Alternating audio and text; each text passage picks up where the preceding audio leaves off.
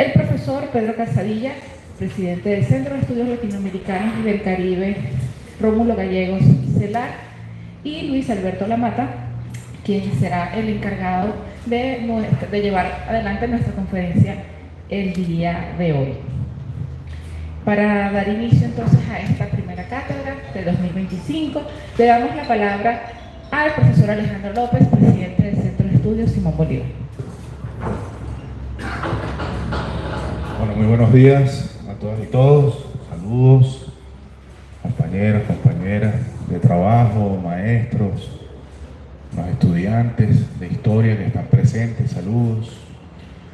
Estamos arrancando el año con esta cátedra Bolívar 21, que es uno de los proyectos de formación que tiene el Centro de Estudios Simón Bolívar, que ha reunido ya en nuestros casi 5 años de trabajo a distintos maestros, maestras, que han dedicado buena parte de su vida, de su obra, de sus estudios e investigaciones al libertador Simón Bolívar, a la reflexión de su tiempo histórico, de su vigencia actual y los elementos que tienen que ver con nuestra identidad como venezolanos, como venezolanas, como americanos, americanas, como seres humanos en realidad, porque el bolivarianismo tiene muchísimo del humanismo. Hoy nos honra recibir e iniciar el año, este año y esta cátedra, con el maestro Luis Alberto Lamata, quien es historiador de la Universidad Central de Venezuela, es realizador, es director de cine, productor, un hombre del cine venezolano, una referencia del hecho cinematográfico, cultural venezolano. Así que es un honor tenerlo acá, maestra. Sus producciones cinematográficas son referencias para todas y todos. Él ha tenido una obra enfocada en el cine, vinculado con el tiempo histórico. Así que sus obras son tesis de historia. Tesis de grado, tesis de doctorado, tesis de maestría, una tesis tras otra en las pantallas. Y ha narrado muchos episodios de nuestra historia, y bueno, particularmente una película, Bolívar, El hombre de las dificultades, del año 2013, si mal no recuerdo, que es una visión hermosísima sobre nuestro libertador, humanísima sobre nuestro libertador, y que quizás uno de esos momentos clave, ¿no?, en la que él pasa de una fase a otra mucho más amplia, social, continental, y creo yo que es una obra que todas y todos debemos ver, incorporarla a nuestra formación y a nuestra identidad. Es del cine venezolano, así que nos honra muchísimo tenerlo acá. Y sí, por supuesto, iba para allá. Y por supuesto la serie Carabobo, una miniserie Carabobo, Caminos de la Libertad, que fue estrenada en el año 2021 y que fue ese gran aporte a la conmemoración de esa gran batalla, esa gran épica nacional completa que derrotó a los españoles ese 24 de junio de 1821. Una épica estratégica, una épica táctica, una épica popular además. Así que bueno, nos honra mucho comenzar este año que lo veníamos conversando, que es un año bicentenario distinto. No es un año bicentenario de grandes batallas, es un año bicentenario muy representativo porque es el año bicentenario de la creación de Bolivia, el 6 de agosto de 1825. Que Bolivia se crea luego de la liberación de Perú, y Bolivia, lo que era el Alto Perú, se conforma como nación independiente, bueno, por la protección y todo lo que significó el apoyo del libertador Simón Bolívar y el mariscal Sucre en su momento. Así que es un hecho muy significativo de la unidad y la solidaridad americana, la creación de Bolivia. Y tenemos, por supuesto, todo el periplo y el recorrido, que lo comentábamos ayer también, de la creación de las escuelas públicas, del libertador Sucre, el maestro Simón Rodríguez, muy importante también para lo que es la doctrina bolivariana de la educación popular. Y también tenemos los hitos del decreto de supresión de tributos a los pueblos indígenas en los Andes, bueno, que es un precedente del trato como seres humanos a las primeras y los primeros pobladores y las primeras culturas ancestrales de estas tierras. Así que, y por último, también lo comentábamos, ese bicentenario del decreto de conservación del ambiente del 19 de diciembre de 1825, que nos habla mucho de esa escala completa de Bolívar como hombre de Estado, de la necesidad de cuidar el medio, de cuidar los ríos, de cuidar lo que venía siendo ya en un momento la deforestación de áreas muy importantes, y el cuidado del ambiente, que es nuestro gran hogar. Así que es un bicentenario sui generis hasta cierto punto, pero nos habla mucho de la dimensión de Bolívar en una apuesta integral, continental, humanitaria y con una gran sensibilidad en torno al ambiente y educativo, por supuesto. Bueno, con estas palabras queremos comenzar agradeciendo nuevamente a Maestro Lamata por acompañarnos, a todas y todos que están acá, arrancando este año con un tema que nos abre la perspectiva sobre el Libertador, sin duda alguna, que nos pone en otra clave del Libertador en nuestra identidad, en nuestra cultura. Gracias, muchas gracias.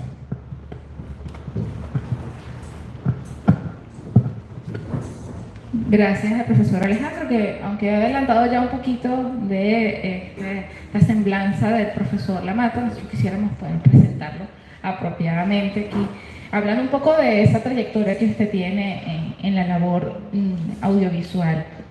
El profesor Luis Alberto Lamata es historiador de la Universidad Central de Venezuela. Desde 1982 trabaja como director, guionista y productor en cine y televisión. Como director de cine ha estrenado hasta la fecha 9 largometrajes, nominado al Goya, ha recibido premios en La Habana, Biarritz, Cartagena, Sochi y Trieste, entre otros, y participado en Berlín, San Sebastián, Sudán y Montreal. En Venezuela ha sido Premio Nacional de Cultura, Premio Municipal, Premio de la Crítica, Premio de los Autores Cinematográficos y en diversas oportunidades, Mejor Película, Mejor Guión, Dirección y Premio del Público en los festivales de Mérida, Margarita, Oriente y el Internacional de Caracas. Con más de 50 títulos en televisión, ha trabajado en miniseries, largometrajes y telenovelas en su país, así como en México y Perú. Le damos entonces la más cordial bienvenida al profesor Luis Alberto Lamata. Adelante.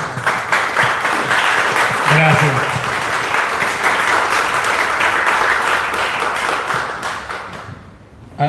Hace un tiempito me tocó también dar una charla en la Cinemateca y también dieron esa larga lista ahí de premios que me sonroja un poquito, porque esta puesta ahí es para conseguir trabajo, como un currículum.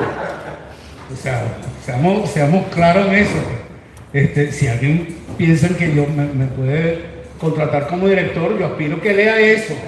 Entonces tengo que poner poco. Pero de todos esos premios hay unos en particular que a mí me interesan mucho, eso lo decía ese día. Y es cuando me muera y llegue donde San Pedro, yo gané en algún momento el Monseñor Pellín. Y en otro, con Bolívar, gané un premio también de la Oficina Católica de Cinematografía. Y después hay otro premio católico por ahí. Entonces yo me voy a llevar esos 3 premios ahí con San Pedro a ver si me dejan pasar. Yo creo que esos 3 premios sí son relevantes. ¿Me entienden? Uno nunca sabe. Entonces yo siempre los tengo como a mano. Bueno, dicho todo eso, que quería compartir con ustedes un poco lo que ha sido la experiencia de enfrentarse tanto como realizador o como espectador a un personaje de la dimensión tan enorme, tan gigantesca que tiene Bolívar. A mí me gusta recordar que para mi generación, una generación ya del siglo pasado, casi que de mediados del siglo pasado, Bolívar no estaba en pantalla. Tú podías ver televisión, podías ir al cine, pero Bolívar no estaba en pantalla nunca, no existía. Existían, por supuesto, otros personajes históricos de otras cinematografías, de otras televisiones, pero en Venezuela no. Mis referentes que tuvieran que ver con la historia, qué sé yo, en televisión podían ser personajes que tenían que ver con la historia y con la ficción. El Zorro, por ejemplo. Para mí el Zorro era más relevante que Bolívar. El primer Bolívar con el que yo, digamos, tengo una experiencia audiovisual Más allá del Bolívar escolar, por supuesto. O sea, uno conocía lo que aprendía en la escuela y veía las estatuas. Pero Bolívar era eso, un tipo de bronce. Era una estatua en la mitad de una plaza que tú asumías que era importante. Yo tuve la suerte de tener un padre que conocía algo de historia y que me hablaba de eso, y eso definitivamente me definió en muchos aspectos. Pero no había un Bolívar audiovisual. Mi primer Bolívar audiovisual es de un director italiano, hecho aquí en Venezuela, Alessandro Blasetti se llamaba, que hacía películas de romanos. Esas son unas películas que ustedes han visto poco, pero se parecen un poco a lo que hoy en día es Gladiador, por ejemplo. ¿Okay? Blasetti era un director de películas de romanos, de peleas, de titanes, y en algún momento lo convencen de hacer este Bolívar. Se trata de un actor alemán que era muy célebre en aquel entonces, que se llamaba Maximilian Schell, que incluso había ganado el Oscar en algún momento.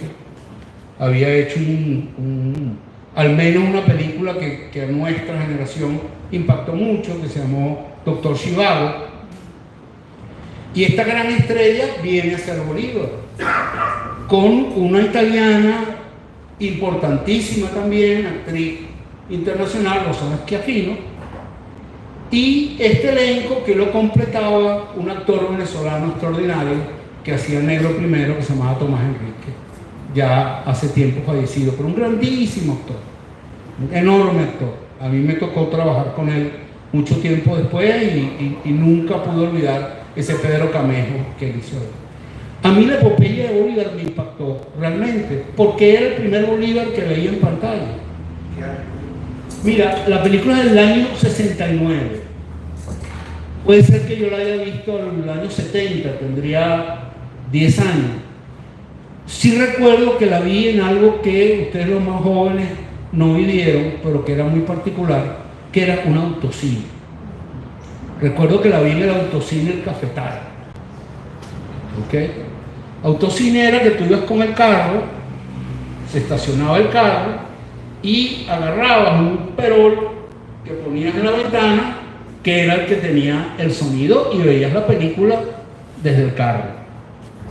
Eso ya le da una idea de que era otro mundo y otro tiempo. Pero en cualquier caso yo agradezco esa película porque me abrió la posibilidad audiovisual de acercarme a Bolívar y sentir que eso hacía falta y que eso es importante. Después vino un largo vacío. De hecho, les recomiendo un artículo de José Antonio Varela en la revista de este centro. Si mal no recuerdo, aquí me lo traje la chuleta para hacerle publicidad. El año 2, número 3 del año 21. ¿Ok?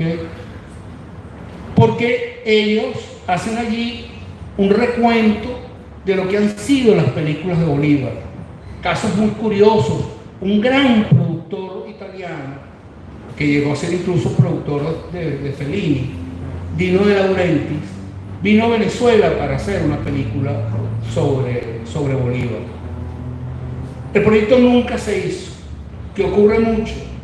Hay muchos proyectos de Bolívar que nunca han llegado a realizarse, porque el audiovisual es complejo. Hacer una miniserie, una película es costoso, es complicado. Y ya en los años 40, 50, 60 era posible que esos proyectos naufragaran. Dino De Laurentiis quería traerse, y con esto quiero tocar un punto que después me voy a extender. Él quería traerse un gran actor para hacer Bolívar también. Pensó en Marlon Brando, pensó en Frank Sinatra. A mí me hubiera llamado la atención Frank Sinatra como Bolívar. O sea, te diría que incluso hasta físicamente hay un aire. ¿Ok? Lo que me lleva, y les voy a hacer esa pregunta por ahí, aunque voy a volver a ella. ¿Cómo te enfrentas a escoger un protagonista que haga Bolívar? O sea, ¿qué pones en la balanza si eres un realizador para escoger el actor que te hace Bolívar? ¿Te vas a lo físico? ¿Te vas al talento actoral? ¿Cómo lo manejas? ¿No? Esa lista de Laurentiis incluía Paul Newman, me acuerdo, aquí estoy tomando como referencia, no, en la lista de Laurenti no estaba Al Pacino, pero ahorita les cuento dónde sí estaba Al Pacino, porque tiene que ver con los proyectos que no se hacen, ¿okay? A mí temprano, en este oficio, yo estaba cursando mi última materia en la Escuela de Historia de Venezuela siglo XX, con Manuel Caballero, que se divertía mucho raspándote en un parcial y después al final te ponía 18 en el otro. Lo cierto es que estaba yo saliendo de la Escuela de Historia y me llaman a un trabajo muy especial, que era una miniserie sobre Bolívar, con la cual Radio Caracas quería celebrar su aniversario, y había un empresario en Radio Caracas, Hernán Pérez Belisario, que tenía especial pasión por este proyecto. Estamos hablando de la Venezuela poquito antes del Viernes Negro, es decir, el dólar estaba a 4.30. Radio Caracas era en ese momento una de las grandes empresas de televisión en América. Vendía más telenovelas afuera que Televisa de México, que es el canal más grande que existe hoy en día. O sea, le estoy hablando de otra época de muchos recursos. Radio Caracas tenía recursos para hacer una serie grande.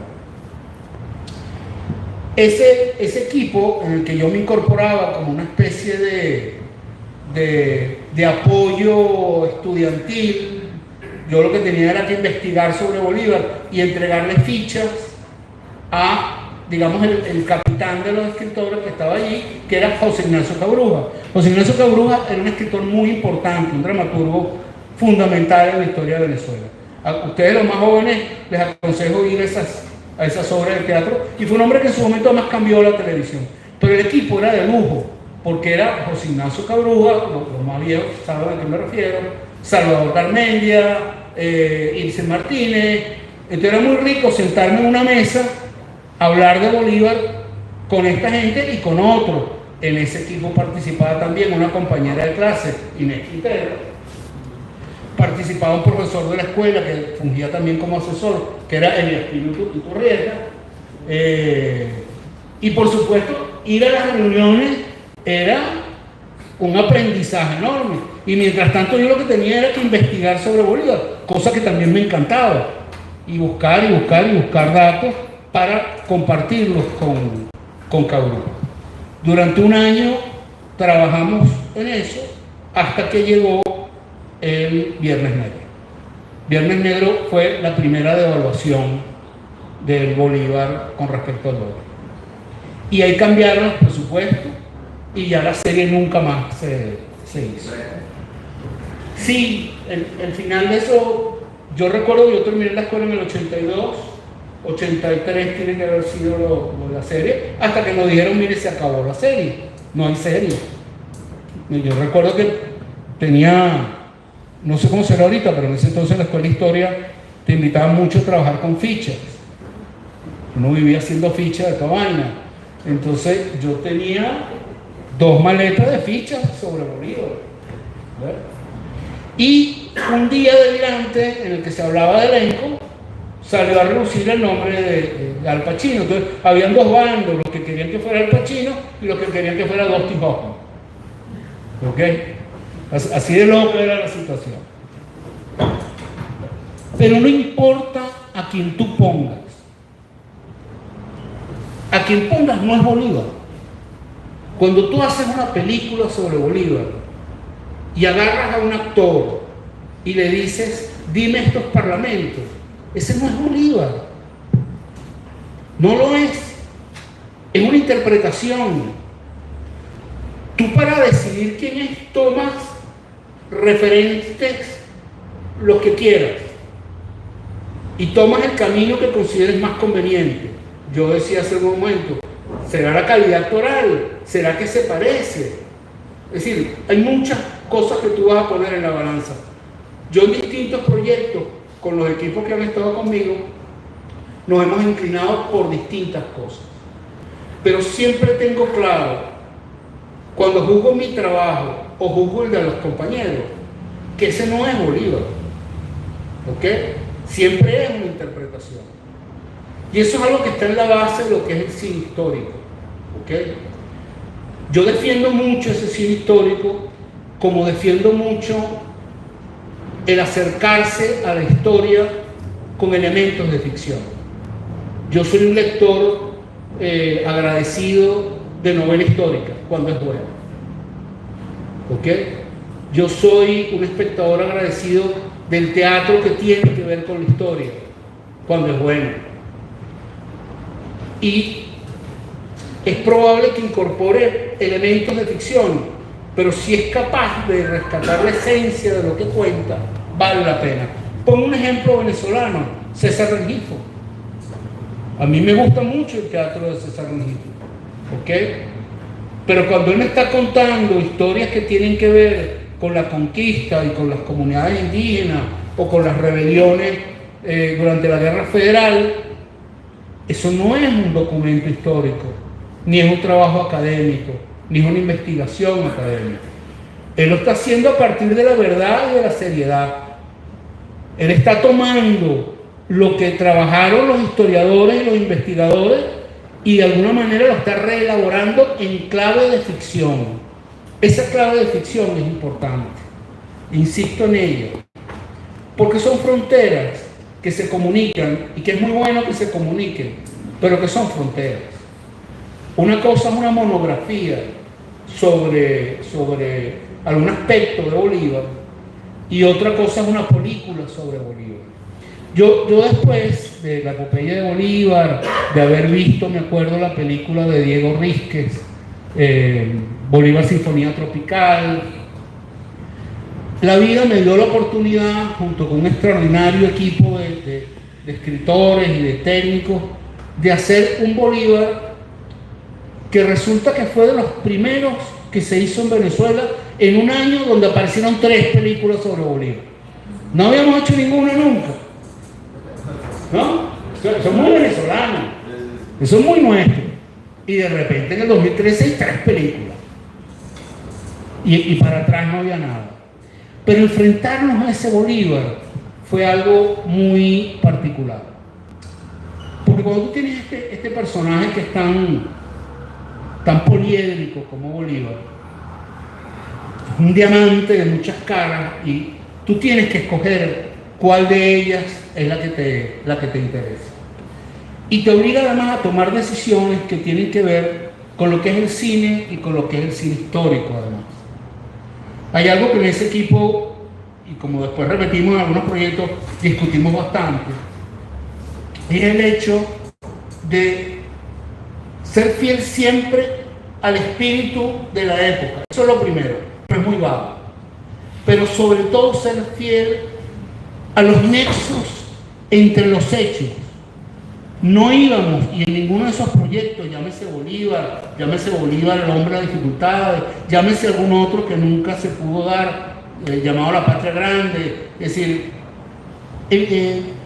nunca se violentaron esos nexos entre los acontecimientos que son los que cuentan la historia. O sea, nunca se falsearon los hechos. Se tomaron licencias, sí, porque al ser ficción, tú necesitas que la historia sea una historia redonda, que encaje y te obligue a tomar una licencia. Pero hay algo que a mí me interesa sobre todo, y es, diría yo, lo que más me importa del cine histórico. El cine histórico, a diferencia de un trabajo académico, puede especular. Tú, en un ensayo histórico serio, especulas con base y lo dices. Tienes que confesarlo. Decir, señor, aquí estoy especulando, ¿ok? Y aquí ha podido ocurrir esto, aquí ha podido ocurrir lo otro. Pero el cine histórico puede atreverse a la imaginación histórica. Pongo un ejemplo que tal vez algunos de ustedes han escuchado en otro momento. A mí en esa época hay un personaje que me gusta mucho, un personaje que en algún momento definió Venezuela como un fandango de locos, ¿ok? Esa que dijo esto es un fandango de locos era María Antonia Bolívar, la hermana del Libertador. Ella era realista, ¿ok? Después de que el Libertador ganó, ya se hizo otra vez amiguita de su hermano. Ahí ya después ella regresó a Caracas, se metió en su... todo Macarao era de ella, ¿ok? Todo eso que ustedes ven en Macarao, todos son tierras de María Antonia, ¿ok? Administradas por ella directamente. Durante la independencia, por supuesto, se peleó con este hermano revolucionario que había puesto en riesgo la fortuna de la familia, ¿ok? Ella era monárquica. Pensando cómo trabajar esa relación en el equipo, se nos ocurrió algo. ¿Qué tal si hay un encuentro de María Antonia y Bolívar? Donde ella le dice esto. O sea, por Dios, tú que eras de niño fuiste amigo de Fernando VII, que jugaste a la pelota con él, que eras parte de la corte española, que eres uno de los hombres más ricos de América, arriesgaste todo eso. María Antonia, por supuesto, era esclavista. La idea central de nuestra película era que ese Bolívar de 1815-1816, porque Bolívar, el hombre de las dificultades, se concentra en ese periodo. El gran acierto de Bolívar era haber sido un militante en contra de la esclavitud. De ahí vienen los primeros decretos contra la esclavitud.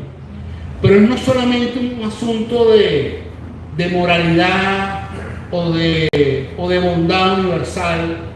Estamos hablando de una época donde tú podías tener un pensamiento muy liberal, tú podías tener un pensamiento que venía de la Ilustración muy completo y podía ser un desenfrenado esclavista. Jefferson en Estados Unidos. Tú lees Jefferson, todo su discurso liberal y aquello es bellísimo, pero él nunca renunció a sus esclavos. Y además se sabe, hoy en día está más que reconocido, que tenía relaciones con las esclavas y tuvo muchos hijos. O sea, que usaba a las esclavas como objeto sexual. Pero de la boca para afuera, entonces sí era liberal. Bolívar no. Bolívar sí había tenido esclavos, pero ya le había dado la libertad a sus esclavos. ¿Ok? Pero él entendió que no se trataba de un gesto personal, sino que eso tenía que ser un gesto colectivo. Que o la revolución era una revolución popular o no era. Él entendió que la Segunda República frente a Boves cayó porque ellos no supieron manejar el problema del pueblo venezolano. Eso es algo que nuestra oligarquía tiene como defecto, afortunadamente, porque por eso es que la derrota. No comprenden lo popular. ¿Okay? No hay manera de que entiendan que el grueso de Venezuela es así. Una pequeña digresión, un momento, porque es que me ocurrió hace 2 o 3 días. Un compañero escritor, un autor muy ameno, pero con el que no coincido en muchas cosas, publicó hace poco un libro sobre la historia de Caracas. Y es un libro muy documentado. Y te cuenta cómo se construyó la urbanización Altamira, cómo Guzmán Blanco reformó la Plaza Bolívar, qué pasó con la Castellana, la historia de los chorros, incluso la historia del Club Italo Venezolano o del Club del Paraíso. Te lo cuenta todo de Caracas, pero no habla de los barrios. Los barrios no existen. Entonces, en algún momento me provocaba decir, oye, escribiste la historia de media Caracas, te faltó la otra mitad, porque ¿cómo entender la historia de Caracas sin Petare, sin todos los barrios de Petare, sin La Charneca, sin el Guarataro, sin el 23 de enero? Eso no existe. Entonces, coño, qué bien Roche. Coño, aplaudamos a Roche que construyó la urbanización Altamira. Bolívar era parte de esa oligarquía. Y lo que me interesa del ejemplo que acabo de poner, que no tiene nada que ver con Bolívar, es que ese mantonaje era igual. Ellos no entendían el enigma del pueblo. Ellos no habían sacado la cuenta de que los pardos eran el 60 y pico % de la población. ¿Ok? Que había un alto porcentaje de esclavos que había un alto porcentaje de negros libres o manomisos, que los blancos eran una minoría, pero no era un descuido. Eso es parte de la lucha de clase. Es decir, ese grupo de blancos y de mantuanos querían mantener su poder económico y ahora ampliarlo hacia el poder político. Bolívar lo vio distinto. A nosotros nos interesaba ese Bolívar, que siendo blanco, se fue donde Petión, se fue a Haití, ¿ok? A buscar ayuda porque sabía, entre otras cosas, que era la única puerta que se le iba a abrir, pero no lo hizo de la boca para afuera. 2 veces vino a Venezuela y las 2 veces le cumplió a Petión, porque entendía que sin la liberación de los esclavos no había independencia en Venezuela. A nosotros nos interesaba eso. Entonces, vuelvo otra vez al caso de María Antonia. ¿Cómo contar eso? ¿Cómo contar esa relación María Antonia-Bolívar? Oye, si la contamos por carta, no es igual de emocionante que si se encuentran. ¿Ok? Pero no hay ninguna prueba de que se hayan encontrado. ¿Ok? Pero vuelvo a una palabreja que usé hace un momento. Pero la escena es plausible. Ha podido ocurrir. Tal vez no ocurrió, pero es respetuosa de la esencia de la historia y ha podido ocurrir. ¿Por qué? Porque María Antonia vivía entre Cuba y Puerto Rico. Y lo que está en medio de Cuba y Puerto Rico es Jamaica. ¿Ok? Donde está Bolívar en ese momento. ¿Por qué no va María Antonia de repente a recalar en algún momento en Jamaica para pedirle al hermano que recapacite y renuncie? ¿Qué es lo que ocurre en la escena? Y donde María Antonia le dice lo mismo que dice en sus cartas. Es decir, no estamos falseando la historia. Estamos creando una circunstancia dramática que ha podido ocurrir. ¿Ok? Recordemos que estamos en una época donde no hay un periodismo, donde Bolívar no tiene unos paparazzi persiguiéndolo, ¿ok? Que documentaban la vida de este exilado venezolano, además pobre, ya en ese momento pobre. ¿Por qué no pensar que María Antonia se paró un momento a hablar con él? Ese es el tipo de audacias que el cine histórico y la novela histórica pueden, digamos, responsablemente manejar. Hay otro en Bolívar que a mí me gusta mucho, porque es histórico que en aquella comunidad de venezolanos que estaban en Haití, en algún momento Montilla y Bolívar se retan a duelo. Eso es histórico, eso está en los documentos. Se retaron a duelo, pero nunca nadie escribió qué pasó con eso, si el duelo se dio o no se dio. Yo siempre comento que yo me imagino que alguien muy ponderado, yo no sé por qué me imagino que sea, porque se me ocurre que sea, tiene que haber sido un tipo muy ponderado, sea lo agarró y le diga, miren, grandes carajos, ustedes no pueden caerse a duelo. O sea, estamos ahorita tratando de subsistir, tratando de armar una expedición para recuperar Venezuela y ustedes se van a ir a duelo. O sea, por Dios. O sea, haya sido Seda, haya sido Briceño Méndez, el que fuera. Eso es lo que yo creo que debe haber ocurrido. Pero dramáticamente, un duelo era muy interesante y nos contaba la esencia de la historia. ¿Qué hicimos nosotros? Nosotros contamos el duelo. ¿Ok? Enfrentamos a Bolívar y a Montilla. No estamos inventando una circunstancia. Insisto, sí se retaron a duelo. Lo que no se sabe es el desenlace. ¿Qué desenlace le dimos a nosotros? Uno que era muy de la época. Los duelos en aquel entonces, muchos de ellos, se sorteaba y disparaba uno y después disparaba al otro. Si el primero que le tocaba disparar, disparaba al aire o disparaba a otro sitio, daba a entender que así quedaba resuelta la frente. Pusimos a Bolívar a hacer eso, a no dispararle a Montilla. Es decir, históricamente es correcto, ¿ok? Pero nadie puede probar que así sea. Ese es el tipo de licencias que yo creo que el cine histórico puede atreverse a dar y acercarse a lo histórico con imaginación. Eso me viene o de alguna manera lo entendí. Siendo joven, cayó en mis manos un libro que me impactó mucho, y tendría yo 13 o 14 años.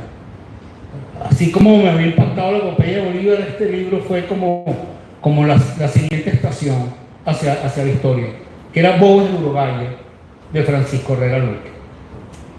En el prólogo, Herrera Luque explica que él estaba escribiendo una biografía. Herrera Luque era psiquiatra y había trabajado ya la historia desde un punto de vista psiquiátrico, con alguna polémica y algunas tesis muy discutibles, pero se había acercado a la historia. Pero él dice que en un momento sintió que no podía contar realmente nada nuevo de Bobes si no se iba a la ficción, si no lo ficcionaba, y que la manera de llegarle a la verdad de Bobes era en ese momento más la novela que el ensayo histórico. Y eso me llamó la atención, porque en definitiva lo que está diciendo Herrera Luque es: quiero acercarme a este personaje a través de la imaginación histórica, a través de llenar esos espacios a los que no puedo entrar. Ojo, aclaro, la investigación académica es fundamental, es la base de todo. O sea, si usted va a hacer una película histórica, lo primero que tiene que hacer es revísese todo lo que pueda de lo que se haya escrito de esos personajes, ¿ok? Métase en las polémicas, porque las investigaciones académicas no están curadas de polémica. Hay uno que dice una cosa, otro que dice otra cosa. Métanse en ese rollo, ¿ok? Si tienen algún interés en ficcionar. Pero insisto, el cine histórico, así como la novela y como el teatro, pueden adentrarse en pasillos que tal vez el ensayo no puede. Ahorita, por ejemplo, y lo pongo a propósito porque parece que no tiene nada que ver, y para mí sí lo tiene. Ahorita hay una película, de hecho es una de las nominadas a la mejor película al Oscar de este año, que se llama Cónclave, ¿ok? Que cuenta un cónclave en clave de ficción donde se escoge un papa, ¿ok? ¿Qué es lo que me interesó a mí de la película cuando supe que existía? Precisamente que me iban a meter en un cónclave, que me iban a permitir abrir una puerta que normalmente no se me abre. Y eso es algo que el cine histórico puede hacer. Cuando yo le doy al espectador, o cuando en el equipo que hicimos Bolívar le damos el duelo, lo estamos metiendo en una escena donde el espectador no está invitado. Y le estamos diciendo: ven, entra, mira una posibilidad de lo que ocurrió. Lo mismo hace la película Cónclave, a uno le gustará más, a otro le gustará menos. Pero te pone detrás de las puertas de la Capilla Sixtina y te permite ver algo que tú normalmente no vas a ver. Y ya un poquito cerrando, concluyendo, todo ese esfuerzo del cine histórico, algunos más cerca de la verdad, otros más cerca de la ficción. Yo siempre pongo a propósito con una cierta dosis de humor, que yo no sé si es bueno, pero yo no sé si ustedes recuerdan, hace unos años un buen director hizo una película que era El señor Lincoln contra los vampiros. Y yo creo que de alguna manera es válido. Y yo siempre digo, bueno, me reservo el derecho de hacer Bolívar contra los zombies, ¿no? O sea, algo así. Pero la verdad, aunque suene redundante, me interesa es la verdad. O sea, yo prefiero como espectador que si tú me invitas a una película histórica, oye, me acerques a la verdad. Sí me gusta que corras riesgos. Sí me gusta que abras puertas que han estado cerradas, ¿ok? Pero que me lo hagas sobre una base. Que me lo hagas sobre un respeto a la verdad histórica, ¿ok?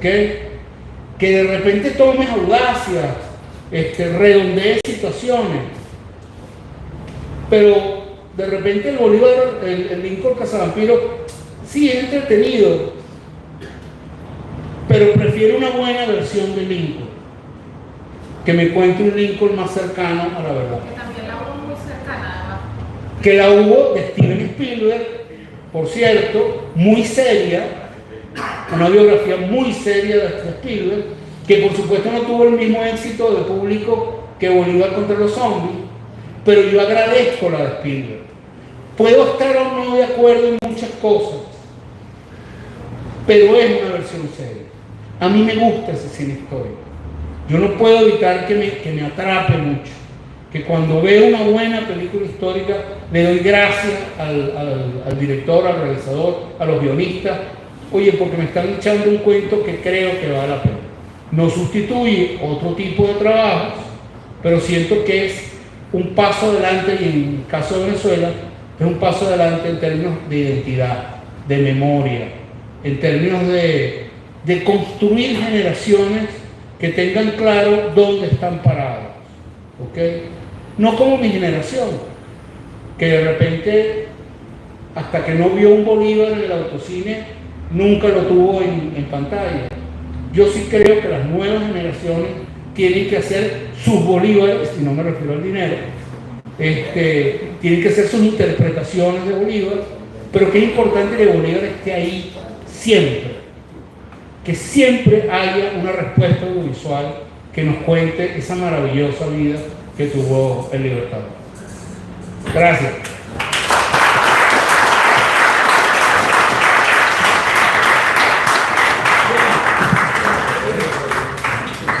Agradecemos al profesor Lamata por esta magnífica conferencia que nos habla pues de todas esas dimensiones de lo que es el ámbito cinematográfico y cómo Bolívar pues ha estado presente, cómo se ha desarrollado ese Bolívar y todo lo que nos queda hacer para mostrar estos otros Bolívares.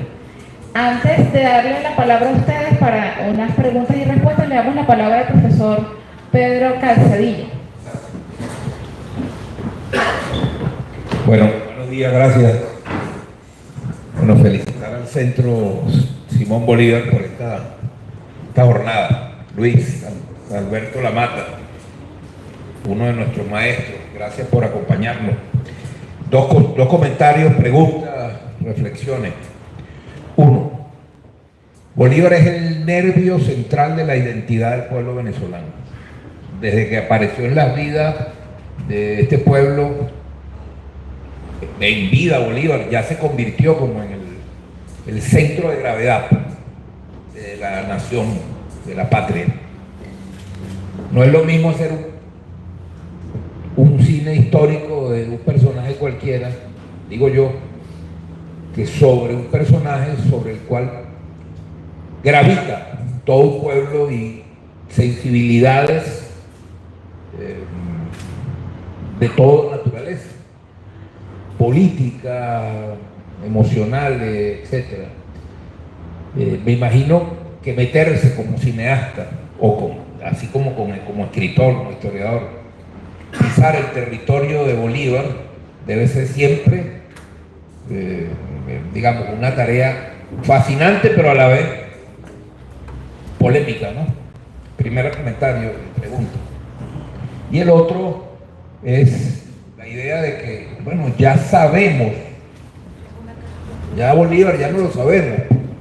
¿Para qué seguir haciendo libros, películas, series sobre algo que ya conocemos? Mejor nos ocupamos de otra cosa.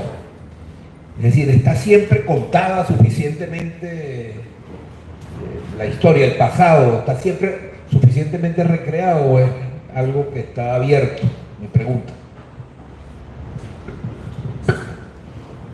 Mira, sobre la primera pregunta, sí, es muy duro hacer personajes que tienen que ver con la historia y que están incluso en el imaginario de cualquier espectador. Por ejemplo, con Bolívar, el hombre de dificultades, me acuerdo una señora que muy molesta me decía, oye, pero la voz de Bolívar no era así. Y yo decía, bueno, ¿será que es sesión de espiritismo? Ella sabe cómo es la voz de Bolívar. Tú te guías por los testimonios. Y ojo, y no escogimos al actor por eso. pero los testimonios dicen que Bolívar tiene una voz chillona. Y comentan además que hablaba muy caraqueño. ¿Qué sería hablar caraqueño en esa época? Vamos a verlo. Que decían muchas malas palabras. Porque claro, si tú te guías por el Bolívar que lees en las cartas, hay muchas malas palabras que él no va a usar en una carta. ¿Ves? Pero, ¿qué me supongo? Que Bolívar era como cualquier caraqueño, mantuano, y esa era su manera de hablar. O sea, ¿cómo saberlo? Ahora, de todas las observaciones de ese tipo, hay una que yo siempre la refiero porque es muy particular. Que es una persona que nos reclamó, porque además lo escribió en un medio, que nosotros le habíamos puesto el bigote a Roque porque era igual al bigote de Maduro y era una manera subliminal de asociar a los dos personas. Nosotros el rostro de Bolívar en la serie lo asociamos al único cuadro que hay de Bolívar en Jamaica. Es uno solo, no hay otro. Y es el que siempre estuvo en el billete de 500 bolívares, el viejo. Ahí estaba la cara de Bolívar en Jamaica. Y ese es el Bolívar que nosotros, tú ves a Roque y ves ese Bolívar y te das cuenta que tratamos de que fueran parecidos. No había ninguna intención de algo subliminal con Maduro. Es decir, el espectador común le puede encontrar cosas aquí, cosas allá. De hecho, a mí me puede ocurrir con algunas otras películas o con circunstancias mías dentro de mis películas. Pero tienes que volver siempre a lo que yo les decía. No se olviden que es una película y es una interpretación. ¿Okay? No pretendan ver allí algo exacto porque no lo van a encontrar. ¿Me explico? No hay manera. Yo me imagino, eso lo estábamos hablando hace un ratito, yo ponía el ejemplo de la inteligencia artificial. El día de mañana no se hará casting, sino que tú dices, mira, necesito hacer a este personaje, y lo haces por inteligencia artificial. Le das la fisonomía, le das la voz, le das el contenido, lo que tú quieras, por inteligencia artificial. Eso está allá, eso ocurre. A mí me parece triste, tal vez porque yo, tanto como espectador, sobre todo como espectador, me parece que la experiencia teatral sigue siendo como la madre de todo. La madre del cine, la madre hasta de la novela histórica. Y ese saber que hay un actor, que hay otro ser humano, de sangre, hueso, músculo, que los está poniendo en función de interpretar el personaje real, a mí me parece emocionante. Que lo haga una máquina me parece muy triste. Me parece realmente lamentable. Ajá, me hablabas de la segunda pregunta. Refréscame un momentico. Suficientemente. Sí, está, ok. No. Yo siento que primero que cada generación va a encontrar nuevas aristas en el personaje. Hay un historiador polaco, un científico social polaco, al que le leí una frase que yo usé hace un momentico, sin decir que era de él, que se llama Adam Shack. Él tiene un ensayo muy hermoso que se llama Historia y Verdad.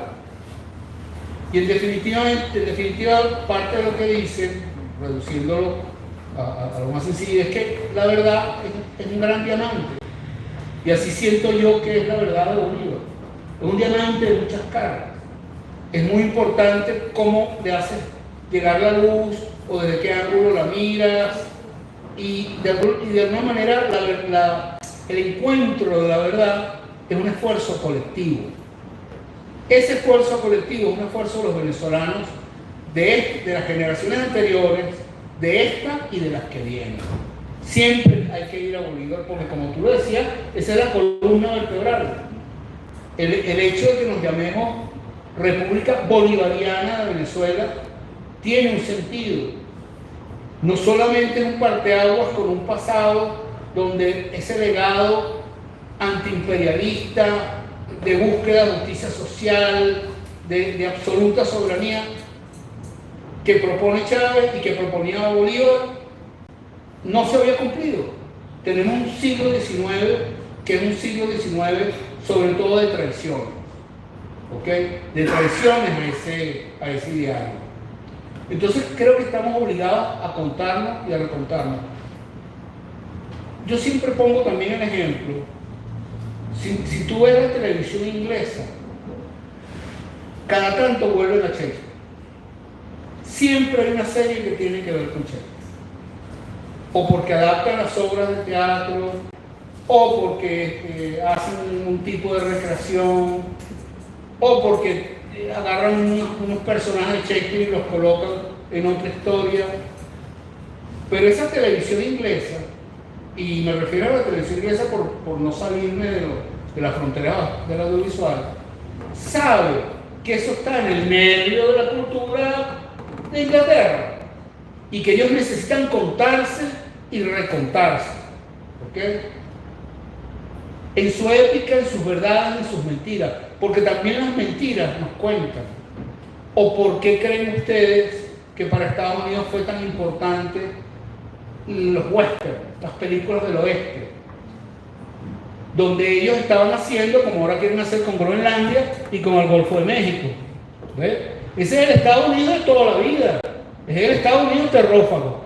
¿Por qué las películas de vaqueros existen? Que por cierto me gustan mucho, me encantan las películas de vaqueros, pero el sustrato ideológico es muy discutible, porque ¿qué es lo que están diciendo? ¿Cómo voy a despojar a los pueblos indígenas de sus tierras? Y ellos vuelven al western cada tanto, ¿ok? Y vuelven al western, y vuelven a sus superhéroes, ¿ok? ¿Cuántas veces hemos vuelto a Batman? O sea, Batman está ahí siempre. Yo creo que es válido volver a Bolívar. Yo creo que volver a Bolívar con calidad, con interés, no fastidia. Al contrario, te enriquece. El juego de video más importante ahorita en este momento de ventas, de público, de premios, el juego de video es un western. Es un western. O sea, es imaginario. Claro, porque tú tienes que volver a tus raíces, incluso tienes que volver a tus mentiras. Es decir, todo ese edificio del western norteamericano, que insisto, cinematográficamente me encanta. Si yo voy a ver una película así en la noche, tengo un poco de DVD pirata viejo ahí, y lo que voy a poner es un western porque me gusta. Pero todo ese imaginario, todo eso que ellos cuentan, todo eso es mentira. ¿Ok? Todo eso no solamente desprecia al indio, sino que cuenta mal al blanco. Y sin embargo, para los norteamericanos es importante. Los Estados Unidos. No, pero vamos a dar abierto a veces. Sí, pero bueno, ahorita abrimos este espacio ya formal de intervenciones. Adelante. No, los Estados Unidos ganaron la Segunda Guerra Mundial. Los Estados Unidos ganaron la Segunda Guerra Mundial. Claro. Y aniquilan y sacan a Rusia, que fue la que puso los millones y millones de muertos. Y esa historia no la cuentan. Ahora, tú sabes, a veces se recuerda que el país que más perdió gente en Europa fue la Unión Soviética. Entre soviéticos, ucranianos, lo que era la Unión Soviética. Pero tú sabes quién fue quien más perdió habitantes. China. La guerra en China, entre Japón y China, costó todavía más muertos que lo que perdió la Unión Soviética, para que uno se haga la idea de la sangría enorme que fue eso. Pero así la cuentan. Pero no solamente ganaron ellos solo la Segunda Guerra Mundial, es que si tú te pones a ver los canales que tienen que ver con historia, canales que, como se imaginarán, de vez en cuando me acerco porque me gustan, pero que son de cuidado, son muy delicados, yo creo que ganaron también Vietnam. O sea, según esos canales ganaron Vietnam. Ellos tienen unos programas donde te hablan de las armas y te hablan de la eficiencia de las armas, y tú terminas el programa Y es como si tú mismo tienes que decirle, ya va, espérate, ellos perdieron esa guerra, porque te la cuentan como si lo hubieran ganado. Y lo mismo la guerra de Afganistán. Ellos cuentan en esos programas de Afganistán, y tú dices, pero espérate, no, ellos perdieron. Ellos tuvieron que salir de ahí corriendo, derrotados, así tuvieran las armas más sofisticadas del mundo. Y eso es bueno recordarlo, para que uno entienda el poder del audiovisual, el poder de la imagen al servicio de una determinada interpretación de la historia.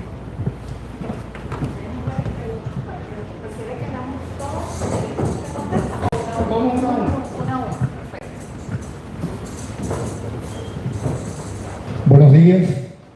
Saludar esa maravillosa audiencia que hoy el Centro de Estudios Simón Bolívar recibe en su escenario particular, ¿no? Saludar a nuestro querido profesor Calzadilla, a nuestro profesor López, y saludar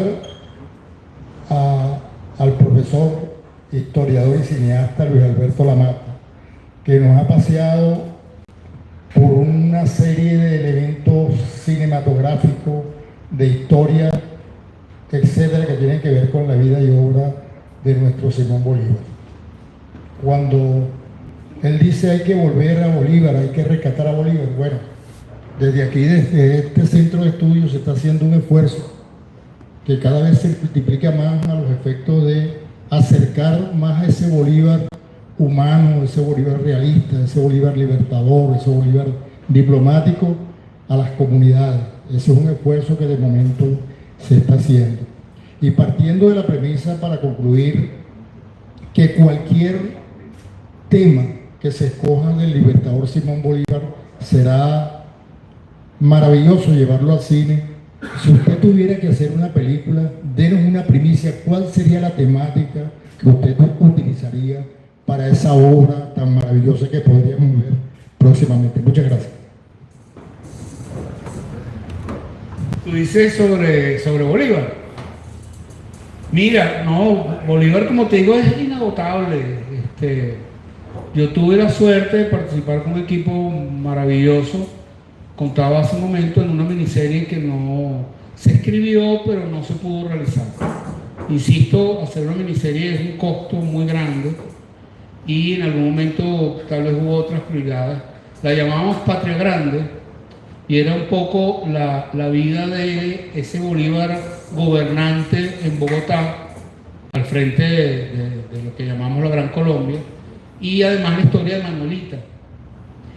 Pero más allá de la historia romántica, la serie se metía con un asunto que puede ser muy árido, y era, digamos, todos los laberintos políticos en lo que estaba metido el Libertador, tratando de salvar ese proyecto hermoso de Colombia. Yo ahorita, justo antes de entrar, recordaba una anécdota de esas que aparecieron por allí, y es que cuando Santander iba camino al exilio, Santander había participado en un atentado contra Bolívar, lo habían condenado a muerte y Bolívar conmutó la pena. Santander, extrañamente, y así lo cuenta en la autobiografía Páez, le pidió a Páez que lo acogiera en Venezuela, siendo Páez su principal enemigo.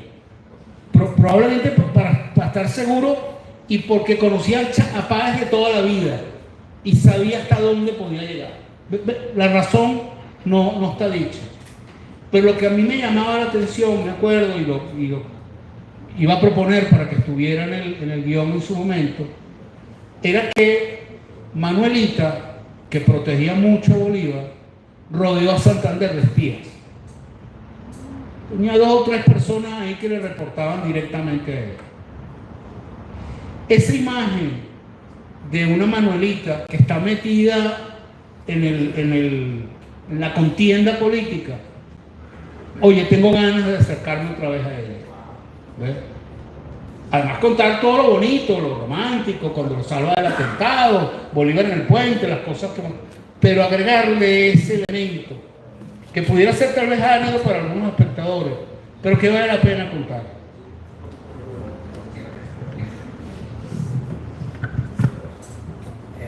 Bueno, buenos días a todos. Yo voy a la pregunta en concreto. Invito a los muchachos, si alguno tiene una duda, que se pare sin pena y pueda preguntarle al profe en este momento.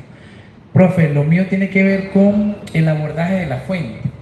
Mi pregunta es, ¿cómo ha sido el abordaje de esa fuente para la creación de este cine venezolano?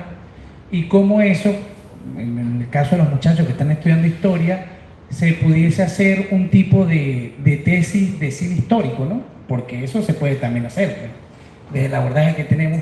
Y si usted ha usado en esas películas el tema de la historia de las mentalidades, o sea, buscar a alguien que sea especialista en el área y como que le escucha la narración de esa persona y de allí toma elementos que le ayudan a hacer esa película. Son las preguntas específicas que le va a hacer. Sí, mira, la historia primero es infinita y cada generación está obligada, como decía, a encontrar su manera de interpretarla. Si eres estudiante de historia, como entiendo, me dicen el caso de muchos de ustedes, tú tienes que sentir placer investigando. O sea, hacerte una pregunta y tratar de averiguar sobre eso en distintas fuentes, sean libros publicados o sea documentos en un archivo. Eso es parte del disfrute de la historia. Cuando yo he tenido películas históricas, mi primera película, digamos, histórica es Jericó, que es mi primer largometraje, que transcurre en la época de la conquista. Y está inspirada en un autor llamado Oviedo Ibáñez, que es uno de los primeros historiadores de Venezuela. Pero inmediatamente que fui a Oviedo Ibáñez, como venía de la escuela de historia, dije, bueno, ¿y Oviedo Ibáñez viene de dónde? Y entonces me fui a Fray Pedro Aguado, que escribió antes. Y Fray Pedro Aguado me llevó a Fray Pedro Simón, creo que era el nombre. Todo ese proceso para mí era un disfrute. Si yo tenía una escena, por ejemplo, como la hay en la película, donde una expedición cruzaba un río, una expedición de conquistadores españoles, yo trataba de buscar una base histórica, documental, y me busqué un conquistador que se llama Vargas Machuca, que entre las cosas de su libro explica cómo se cruzaba un río, cómo se preparaban para cruzar un río. Insisto, todo eso era trabajo, pero un trabajo que yo gozaba una bola, me perdonan la expresión. Yo gozaba una bola investigando todo eso. Y igual con todos los temas que me tocan que tienen que ver con historia.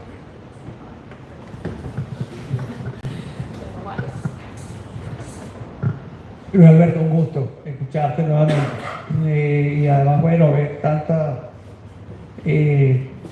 jóvenes aquí, ¿no? Interesados en la historia, cosa que no ocurría en aquellos años que tú estudiaste, que yo también, que tanta gente aquí, ¿no? De modo que estamos como en una encrucijada intergeneracional. Es el desafío que creo que nos está convocando, ¿no? Y bueno, no tenía pensado nada en particular, sino escucharte. Sin embargo, tocaste un tema que yo creo que realmente ya nos está pisando los talones en relación a diría yo, a la historia en general, pero en particular a la audiovisual y a la fotografía, que son dos hermanos que transitan juntos, ¿no?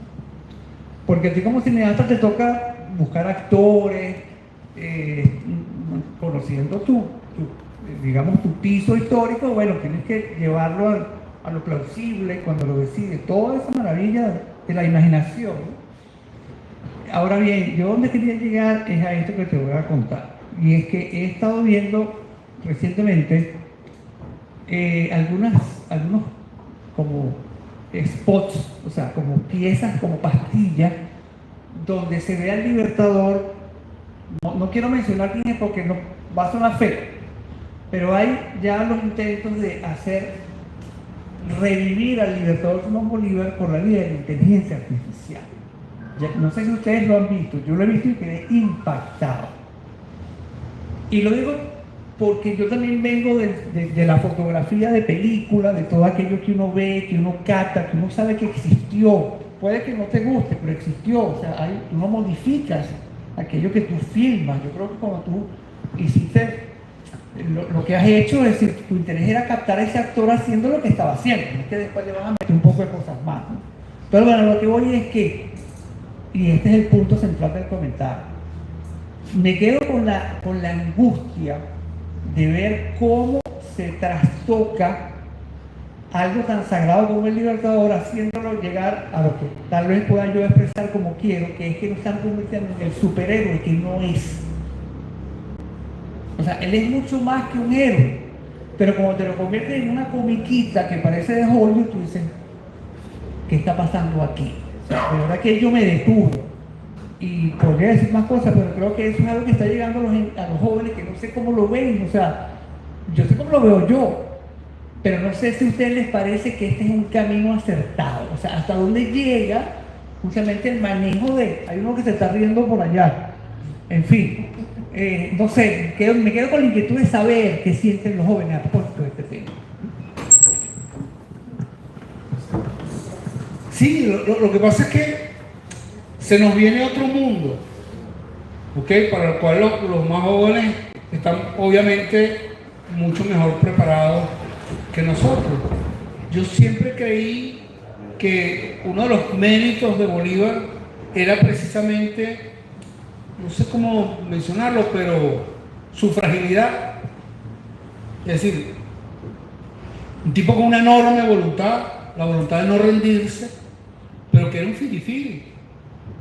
Era flaquito, no tenía porte de superhéroe, ¿ok? No era tan pequeño como a veces dicen algunos testigos, era promedio, delgado, ¿ok? Pero este firifiri le dio la vuelta a la historia. Cuando estábamos haciendo Bolívar, el hombre de las dificultades, una de las primeras escenas de Bolívar, él se lleva la pistola a la sien. Y yo siento que de parte del equipo de escritores, esa fue una decisión muy valiente.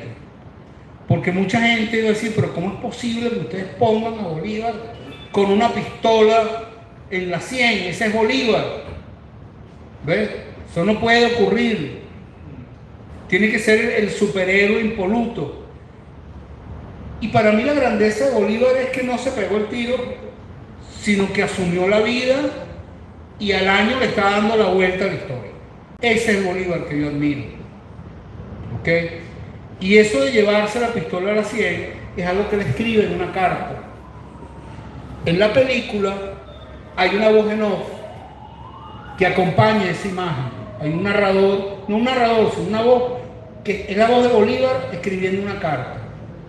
Y es la carta y es el texto real de Bolívar, donde él dice que está dispuesto a pegarse un tiro. ¿Ok? ¿Por qué? Porque no tiene plata, no tiene con qué comer, está derrotado, está en un país extraño, lo van a botar de la pensión, todo, el haber perdido la Segunda República. Es decir, ese Bolívar, tan humano como cualquiera, pero tan poderoso como para darse vuelta él mismo y seguir adelante, ese es el que yo admiro. ¿Ves? Mira, ¿cómo va a ser la relación con la verdad y con la historia y con la imagen en el mundo que viene? Te confieso que para mí es difícil saberlo. Yo espero todavía poder hacer un puñado largo de películas, pero por si acaso tengo ahí la placa del Monseñor Pellín, el diploma del otro, así que no sé qué tanto veré de lo que vi.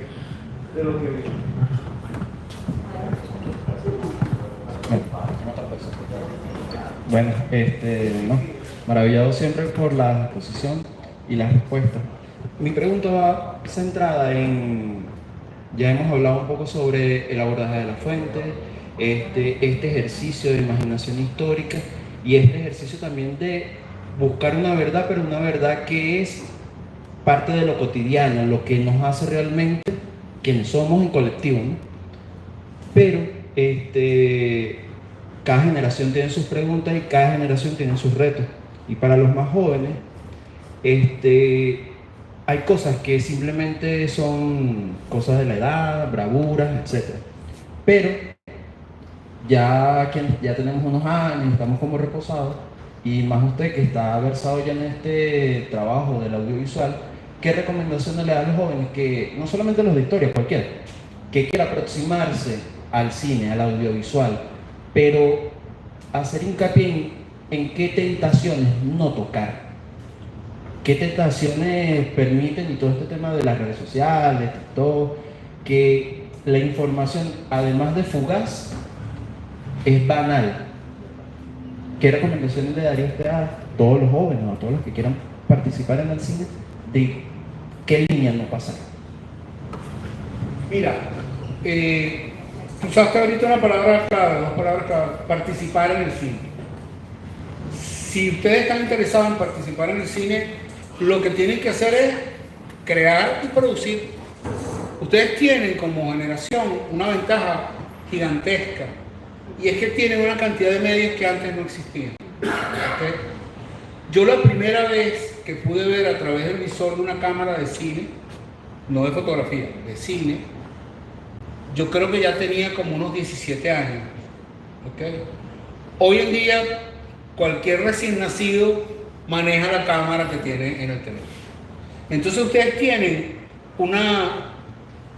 digamos, vamos a llamar un cerebro audiovisual, una capacidad audiovisual mucho mayor que la de cualquier otra generación. Y tienen la facilidad de producir. ¿Qué haría yo? Yo de repente diría, oye, me provoca hacer una peliculita. Perdón, una peliculita de 3 minutos, de 5 minutos, de algo que me interese, de algo que me apasione. Ahí puedes pasar cualquier línea, la línea que tú quieras. Trataría de hacerla, digamos, realista en el sentido de, oye, no me voy a plantear un tema que no pueda financiar. No me voy a plantear un proyecto para el que no tenga dinero.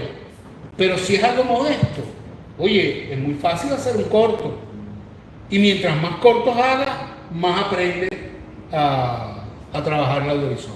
Entonces, yo te diría, dar consejos es siempre pavoso, pero mi único consejo es: filma, graba, produce. Buen día.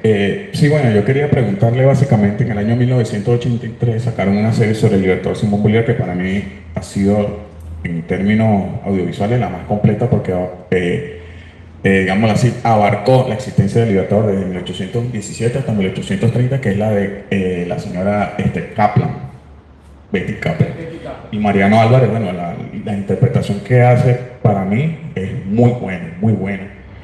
Y fue una serie, bueno, que tengo entendido se financió con elementos de aquí de Venezuela, de Perú, o sea, varios países colocaron real y se filmaron en los escenarios donde digamos así, sucedieron los acontecimientos, ¿no?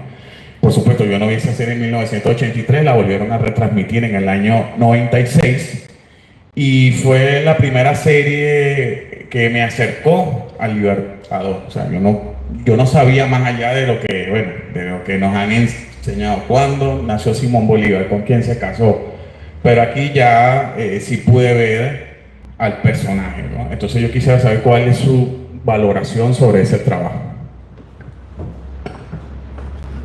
No, lo vi en su momento y me gustó mucho.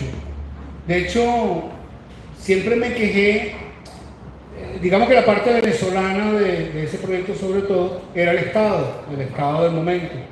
Eso fue financiado a través de lo que se llamaba el Canal 8, que era igual que hoy en día el canal del Estado, pero estamos hablando de un Estado con un signo de gobierno distinto. ¿Okay? Ellos financiaron la serie, pero no le dieron la difusión adecuada.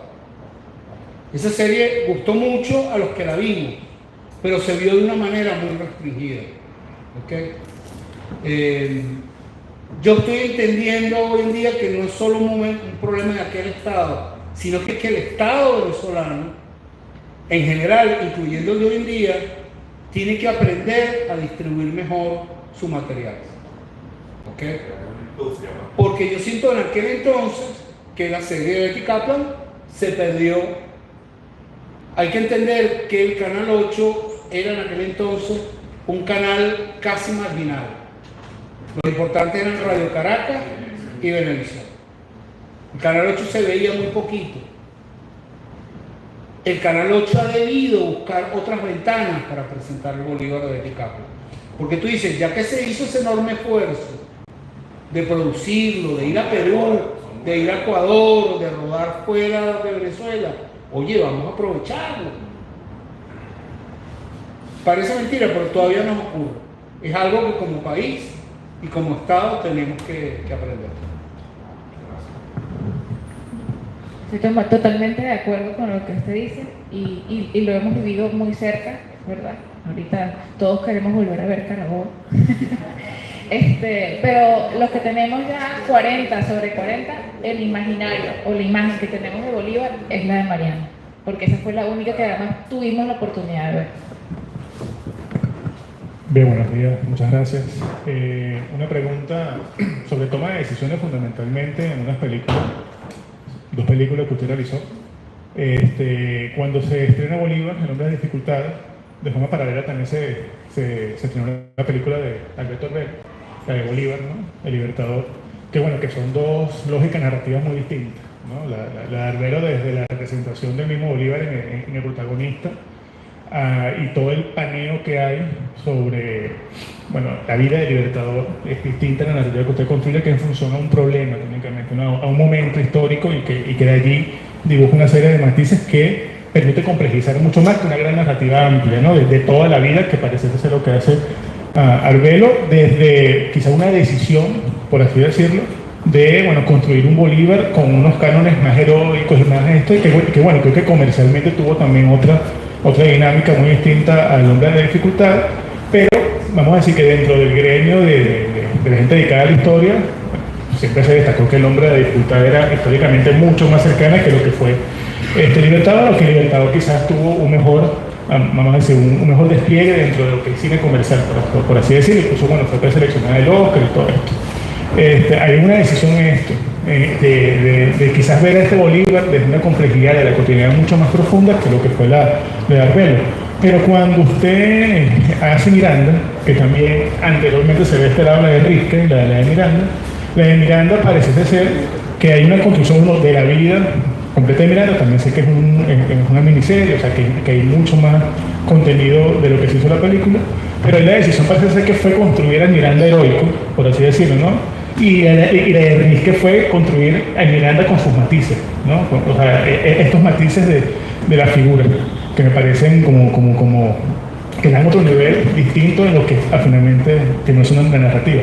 La pregunta es por qué entonces esas dos tomas de decisiones distintas, porque con Miranda se tomó como la decisión de hacer la gran figura heroica de Miranda, y con Bolívar se tomó la decisión de complejizar precisamente a la figura del Libertador. Sí, tienes razón.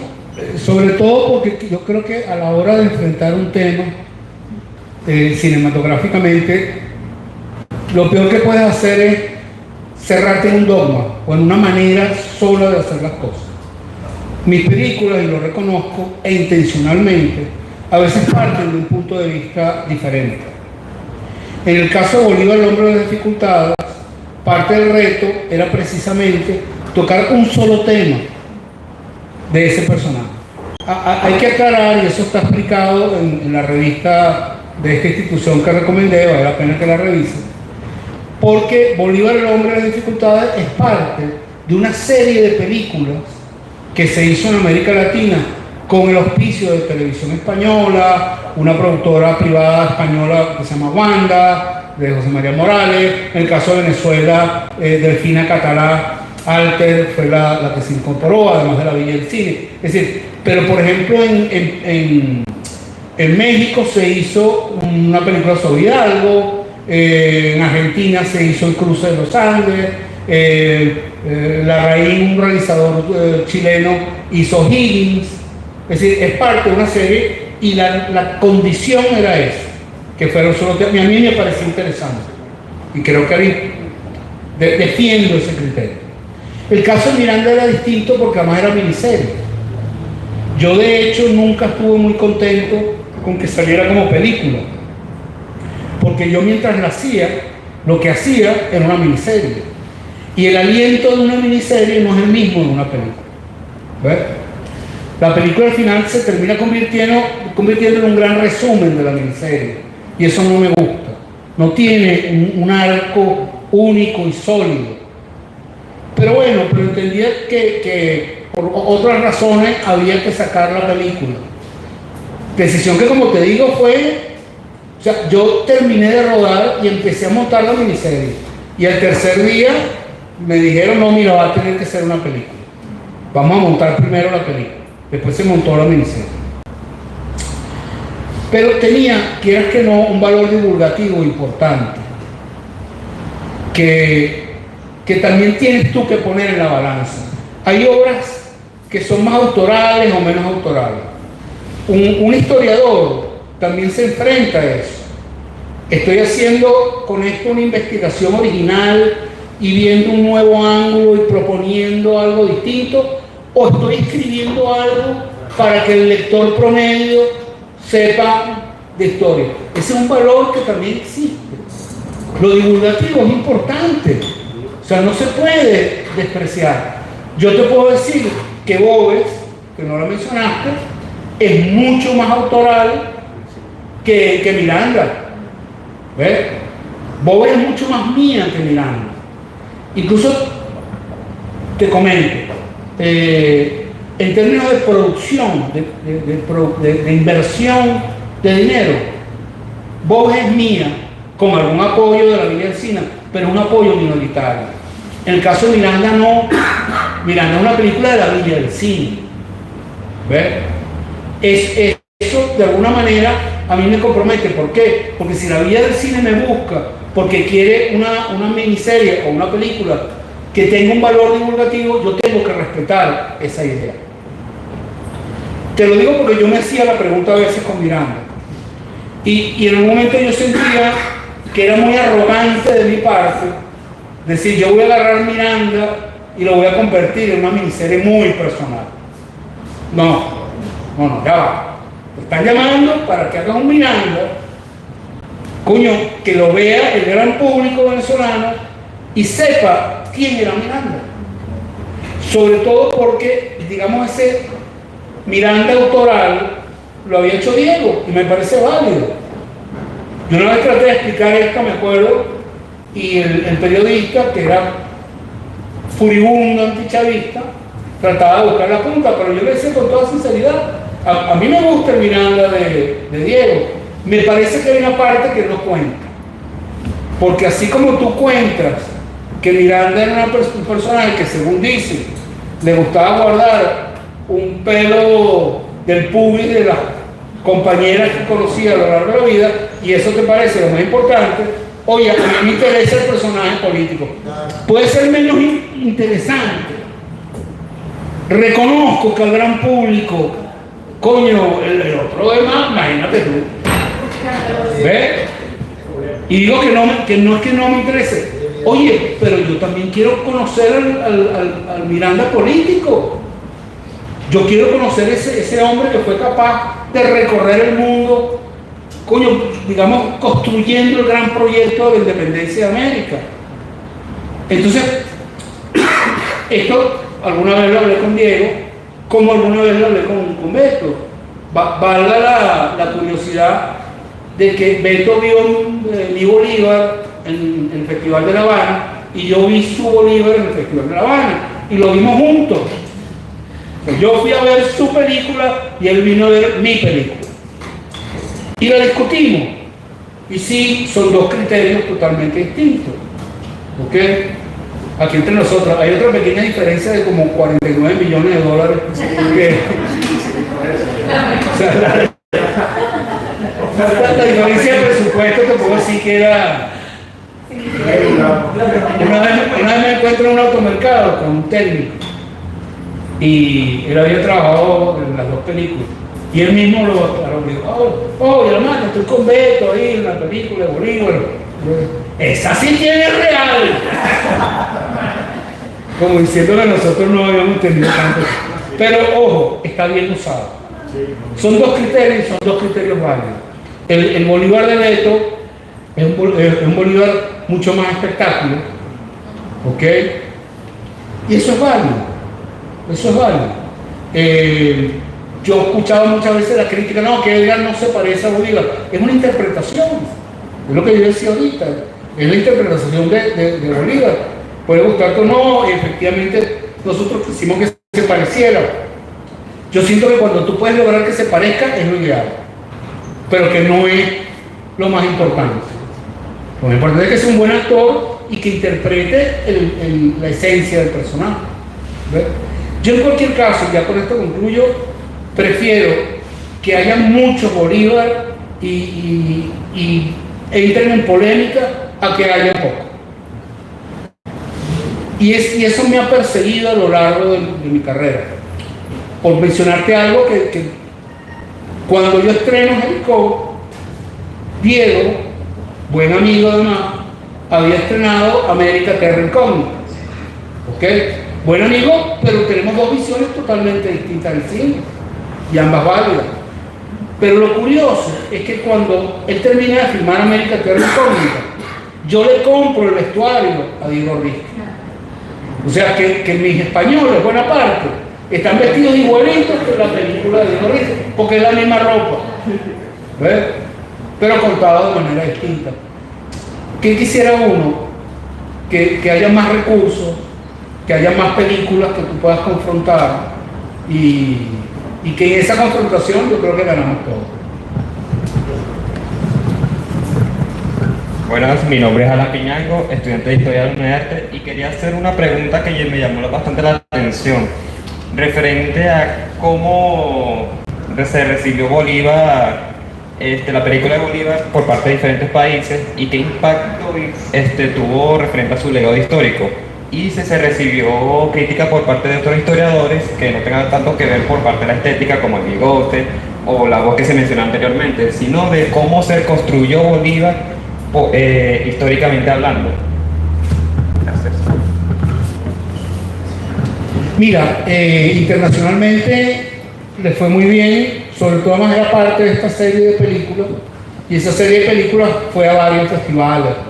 Bolívar, por ejemplo, estuvo en Mar del Plata, estuvo en Huelva, en España, fue transmitida por la que transmite ese tipo de películas, que es la 2 de televisión española, y le fue bastante bien. En el caso de Venezuela hubo de todo. Aquí se jugó, digamos que estamos en confianza, y ustedes lo saben, Venezuela vive en un momento de mucha crispación política en los últimos 15 años, 20 años. ¿Okay? Aquí todo se lleva al terreno del chavismo, del antichavismo, del gobierno, del no gobierno. Lo que es un error, porque todo puede ser político. La política está en todo, pero no todo es política. ¿Me explico la diferencia? Tú puedes meter la política en cualquier cosa, pero no todo es política. En el caso de Bolívar hay un artículo, no sé, yo creo que todavía lo tengo por ahí, lo debo tener guardado, de un historiador muy interesante que se llama Tomás Straca. ¿Ok? Tomás no es un historiador afín al chavismo, al contrario, es un historiador de marcada posición de oposición. Y a él le gustó mucho el Bolívar, el hombre de dificultades.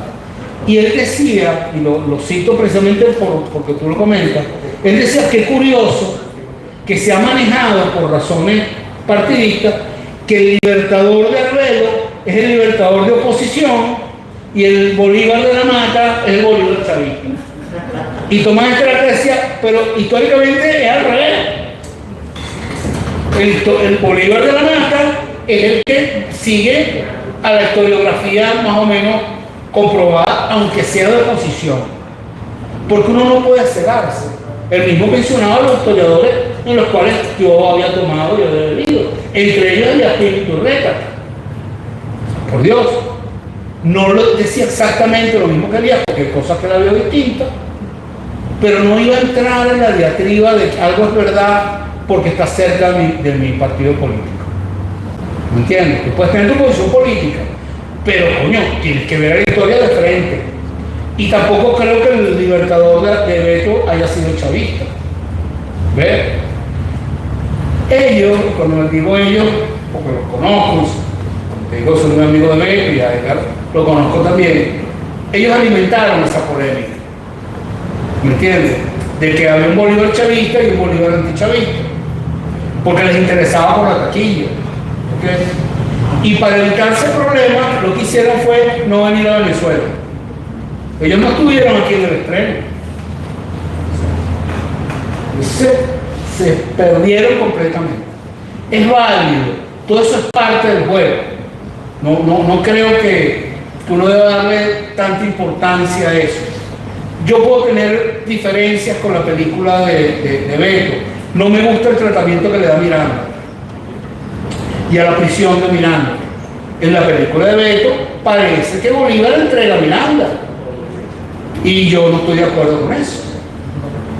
¿Me entiendes? O sea, según como yo entiendo esa historia, Bolívar nunca entregó a Miranda. ¿Ves? Pero él como realizador tiene el derecho de verlo así. ¿Ves?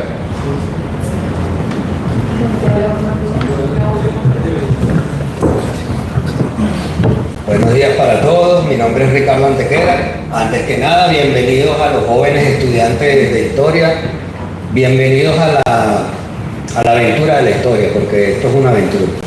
Al profesor Luis Alberto Lamata, créame que para mí es un verdadero gusto dirigirme a usted. No tiene idea, yo soy fanático de su obra cinematográfica desde Jericó. Y tengo un hijo adolescente de 15 años que lo he obligado a ver sus películas.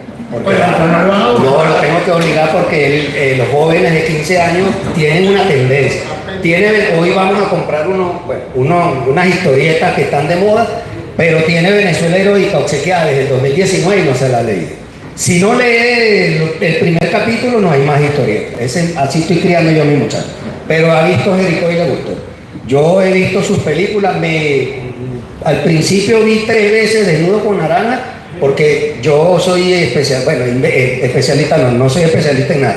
Soy investigador y estudioso de Zamora y la Guerra Federal, no por Zamora, sino por el pueblo campesino que lo siguió, porque a Zamora lo conocemos todo, a Bolívar lo conocemos todo. Estaba hablando por allá con mi compañero Marco Fuenmayor. Bolívar es importante, cualquier película es importante, pero hay que pueblizar, meter más pueblo en ese tipo de producciones, porque a Bolívar todos los hemos leído y lo conocemos. Es importante hacerlo, pero yo quiero ver algún día cómo el pueblo veía a Bolívar, qué pensaba de él, qué esperaba de él, cómo los esclavos, los negros, los afrodescendientes, lo veían a él como esperanza de libertad, pero que la libertad para los esclavos no era la misma libertad para los blancos criollos, los aristócratas, para los páez, para los mariños, para los que no quisieron darle la libertad a sus esclavos. Entonces, algún día me gustaría ver una película de cómo ese negro esclavo veía a Bolívar. Me acuerdo que yo hice una pequeña reflexión o una efeméride sobre, medio la titulé, porque un esclavo entregó a su libertador, en el caso de José Félix Rivas. Rivas fue delatado por un esclavo en Tucupido, si no me falla la memoria. Eso, el negro Pío. Ahí lo iba a tocar por el tema de Amestoy, sobre todo, por el sacrificio de Amestoy. No me voy a extender mucho, lo prometo, pero sí me gustaría, y por eso veo más hacia los jóvenes, porque nosotros ya hemos visto a Bolívar, a Miranda, a Sucre, no han mencionado la película de Sucre del 95, ese Bolívar, ese neurótico, es muy parecido a lo que dicen los testimonios, los biógrafos de Bolívar, ese Bolívar inquieto, neurótico, loco, necio, que había que meterle una pastilla para calmarlo.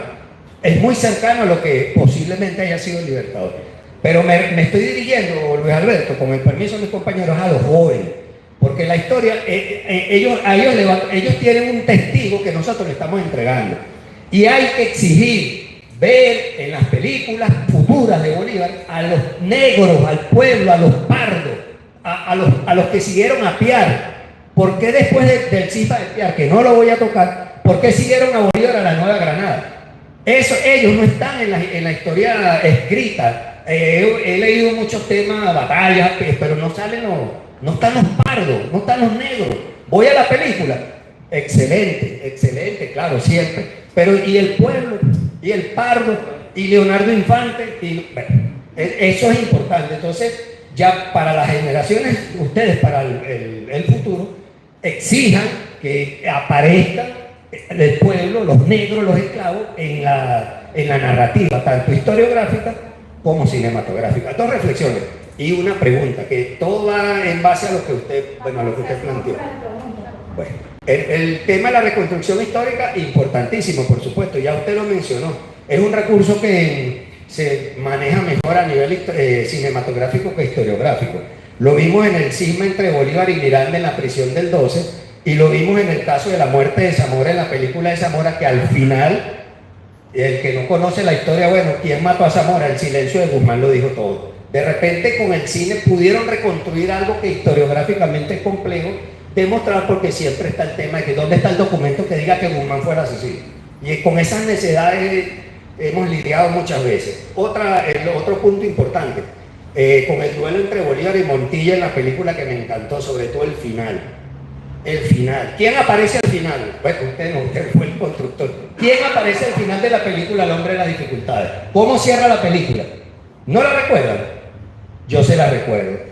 Después que Pepita Machado le quita las botas, aparece el negro Pío, aparece quien asesinó a Mestoy, aparece el esclavo, el ahijado de Bolívar.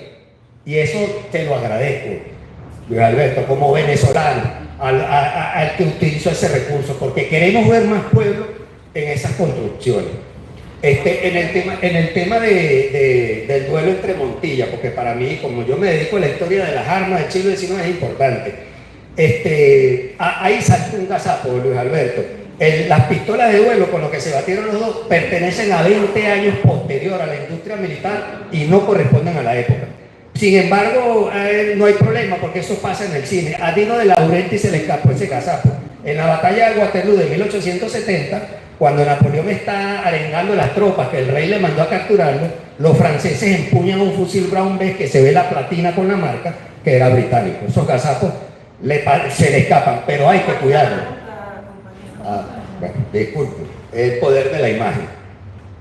En la iconografía, que es importante, la película de Boves, y esa, desde que vi la serie me encantó, pero me quedó la duda, jamás pensé planteártela. ¿Por qué Boves interpreta a Bolívar? En el imaginario del cine, el actor Bielma hizo un excelente y sanguinario Boves, que nos quedó en la mente, impactante. La escena de lancear al asesino de su mujer, impactante con el baño de sangre. Sin embargo, ¿por qué interpretar después a Bolívar? ¿Cómo lo asimilé yo? Me costó. No siempre lo vi como Boves. Discúlpenme si me extendí. Mira, arrancando por el final. Porque es un actor. Un actor puede hacer Hamlet o puede hacer el Hombre Araña. ¿Ves? Un buen actor tiene que ser capaz de transformarse. Y para mí Boves es un gran actor con la fuerza y como igual que hace Boves, igual que hace Bolívar. Sobre el gazapo, nos ocurre, puede ser, no lo dudo.